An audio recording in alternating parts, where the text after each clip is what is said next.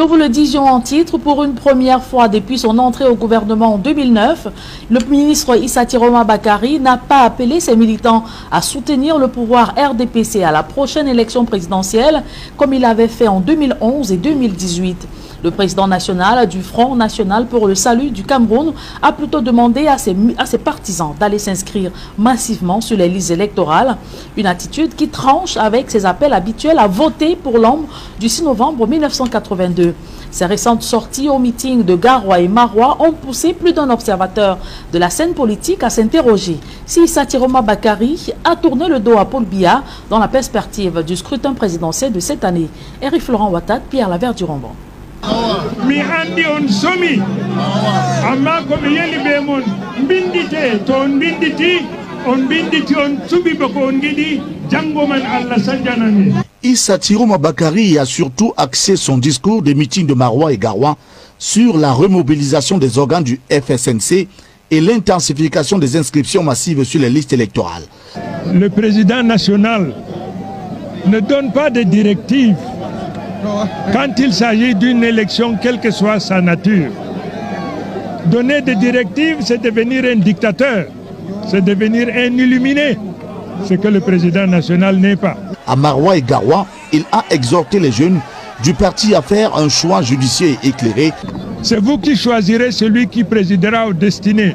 Mon rôle, c'est de capitaliser, c'est d'organiser, c'est de mobiliser les uns et les autres pour que le choix du peuple, le choix des militants soit traduit concrètement dans les faits. Depuis sa nomination au gouvernement en 2009, Issa Tiroma Bakari a toujours défendu avec ferveur le bilan du président Biya.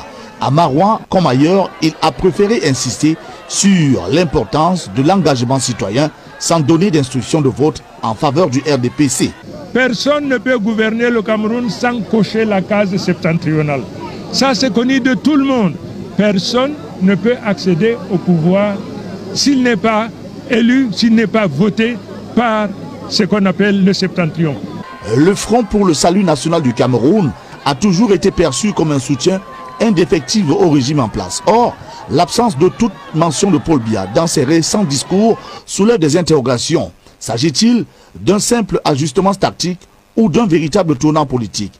Dans un contexte où l'incertitude plane encore sur la candidature de Paul Biya et où les dynamiques politiques internes au RDPC restent floues, certains analystes y voient une volonté pour Issa Tiroma de se repositionner.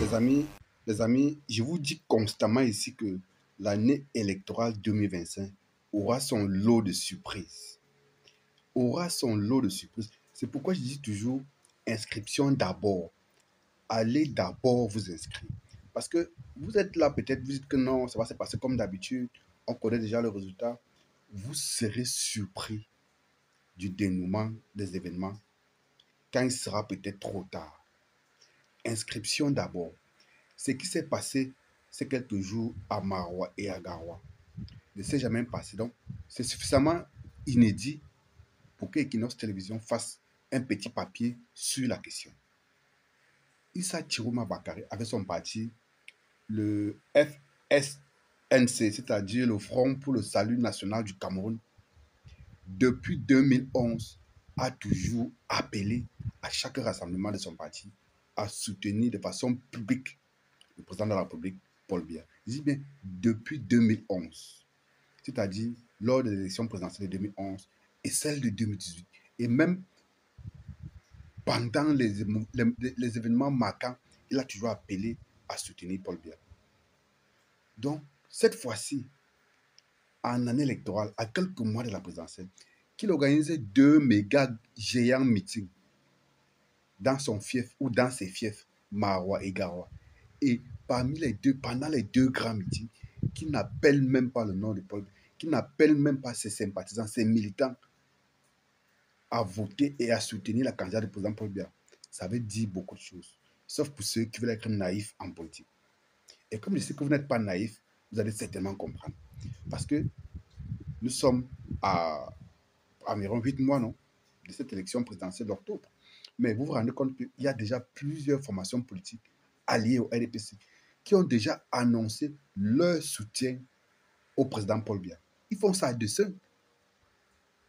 Les formations qui doivent soutenir Paul Biya ont déjà commencé à positionner leurs pions depuis.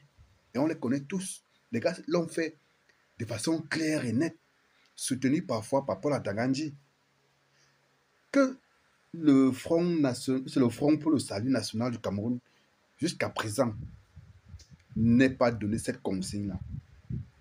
Ça veut dire que Issa Chiroma Bakary a certainement, ou du moins, est en train de tourner le dos à Paul Biya. Surtout qu'actuellement, au sein du Sérail, il y a la question de la succession de Paul Biya à la tête du rassemblement du RDPC en fait. On ne sait pas si finalement il va se représenter ou s'il va positionner quelqu'un ou s'il va aller au village se reposer. Donc du coup, ça crée un flou pour même certains alliés comme Issa Chiroma Bakary qui préfèrent tourner le dos à Paul Biya, s'il faut dire ça, ou qui préfèrent ne donner aucune consigne. Ne donner aucune consigne de vote en matière politique, surtout en année électorale et surtout à quelques mois des échéances, c'est avoir tourné le dos. Donc, il faut savoir lire entre les lignes, les amis. C'est de ça qu'il s'agit. Ça veut dire quoi? Ces gens qui distillent dans les réseaux sociaux ou sur plusieurs plateaux de télévision l'idée ou les idées selon lesquelles il ne faut pas aller s'inscrire parce que les résultats sont connus d'office, sont en train de vous décourager. Ils le font sciemment. Les amis, allez vous inscrire.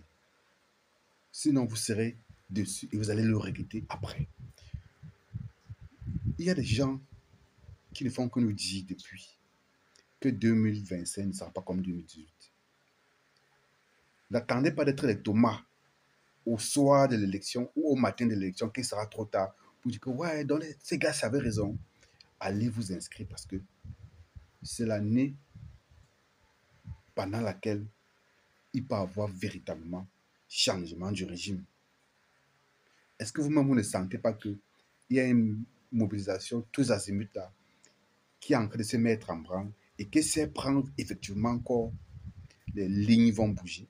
Vous ne sentez pas ça? Ou vous attendez que ce soit à la veille pour pouvoir vous commencer à vous bousculer comme les Camerounais sont champions de la dernière minute là? Non, c'est maintenant qu'il faut agir. C'est maintenant qu'il faut se décider. C'est maintenant qu'il faut aller s'inscrire. Voilà un grand soutien du président Paul Biya dans le Grand Nord qui est en train de tourner le dos à Paul Biya. Ça ne vous dit rien. Vous croyez que c'est pour rien qu'en 2018, Paul Biya a fait seulement une seule campagne électorale et c'était où? À l'extrême nord, à Marois. Parce qu'ils savent que Marois, selon la division des circonscriptions administratives, regorge bon nombre d'électeurs que si un candidat veut gagner l'élection, doit forcément aller là-bas séduire l'électorat. Pas pour dire que si on vote seulement à l'extrême nord et qu'on ne vote pas ailleurs, le candidat va gagner, mais si on vote à l'extrême et on vote aussi partout, le candidat aura de fortes chances de gagner. Donc, un candidat sérieux doit tenter de séduire l'électorat du Grand Nord. Et c'est ce que Paul Biya a toujours fait. En 2018, ce n'est que là-bas qu'il est parti. Il n'allait nulle autre part pour sa campagne électorale. Vous comprenez donc que ce n'est pas pour rien qu'ils disent que le Grand Nord, c'est la fille aînée du renouveau. Voilà le thème qu'ils emploient souvent pour flatter et pour adouber les élites politiques du Grand Nord et pour flatter et endormir la population du Grand Nord. Issa Chiroma Bakary a clairement dit dans cette interview qu'il ne donne aucune consigne à ses militaires et sympathisants et que ce n'est pas son rôle de donner les consignes de voter qui que ce soit, que c'est son rôle de mobiliser, de les préparer et que chacun puisse voter à son âme et conscience au moment venu, que chacun puisse choisir son candidat. Vous comprenez ce que ça veut dire? S'il avait, comme d'habitude, comme en 2011 et 2018, voulu que ses partisans votent pour Paul Biya, il l'aurait clairement dit. Mais il choisit de se détacher du RDPC en disant à ses militaires et sympathisants que les gars doivent être prêts à voter par rapport à leur âme et conscience. Vous comprenez sa consigne de vote? Donc, il n'est pas là pour dire allez voter le président Paul Biya, allez voter Maurice Kamto. Il dit je mobilise mes gars pour que les gars soient conscients des enjeux et que les gars soient préparés à choisir le candidat idéal pour eux. Chacun a son candidat idéal. Vous voyez que quand il sent qu'il est déjà à la sortie de sa vie, il commence un peu à être lucide, ces gens-là. Ça, c'est ça le discours qu'on attend en principe des leaders des partis d'opposition, quand ils ne veulent pas donner les consignes, comme on voit souvent dans les grandes démocraties ailleurs, quand ils ne veulent pas dire voter peut-être pour la gauche ou pour la droite, ils préparent son électorat, disent que bon, votez en votre âme et conscience et tout et tout. Ça veut dire qu'effectivement, Issa Chiroma Bakary a tourné le dos à Paul Biya. Qu'est-ce qu'il y a lieu de faire, les amis? Il y a lieu de s'engouffrer dans cette brèche. Et s'engouffrer dans cette brèche, c'est faire quoi? C'est de s'inscrire massivement sur les listes électorales parce que ça ne sera pas la seule surprise pour cette année 2025, je vous assure. Ça ne sera pas la seule surprise électorale pour cette année 2025. Au fur et à mesure qu'on va avancer vers octobre 2025, il y aura de plus en plus de surprises. C'est pourquoi j'ai dit inscription d'abord. Ainsi va la République.